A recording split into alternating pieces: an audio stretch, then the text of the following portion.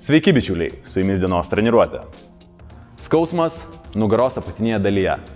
Daugelis žmonių skundžiasi tokia savijauta. Ir to priežastis dažniausiai yra, jog jūsų juosmeninė dalis yra silpna. Tai reiškia, jūsų pilvo raumenys ir jūsų nugaros išilginiai raumenys yra ganėtinai silpni. Ir galbūt greičiausiai jūsų sėdmenys. Daugelis žmonių, skųsdamiesi tokia savijauta, daro tam tikrus pratimus, kurių nevertėtų daryti. Pratimus, kurie priveda arba, kitaip sakant, dar labiau užprogramuoja ateinančią traumą.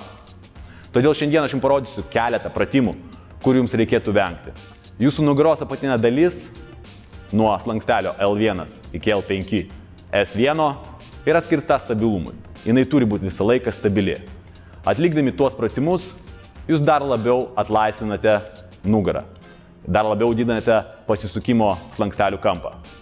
Ko pasiekoje, jūsų nestabilumas įtakoja ateinančias traumas. Pirmas pratimas, kurio jums nederėtų daryti, jeigu jums skauda nugaros apačią, tai yra gulint ant nugaros ištiestom rankom, siekti su koja priešingą ranką. Iš tiesų pats pratimas yra labai geras, ypač jeigu jūs pykstate ant savo draugo ir norite, kad jam skaudėtų. Sakykite, kad jis labai geras ir kad jam reikia daryti 3 priėjimus po 20. Jam tikrai padės. Šiaip juokauju, jokių būdų nedarykite šio pratimo. Antras pratimas, kurio nereikėtų daryti, principas yra panašus.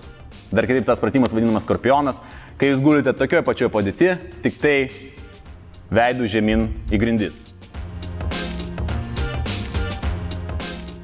Ir trečias pratimas, kurio jums nederėtų daryti, tai yra kojos sukimas į išorę ir į vidų, kai jūsų nugara išsilenkia ir jūsų klubas pakrypsta į vieną pusę.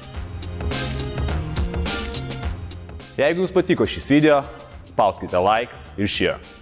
Sportuokite protingai ir saugiai. Geros jums treniruotės ir iki greito.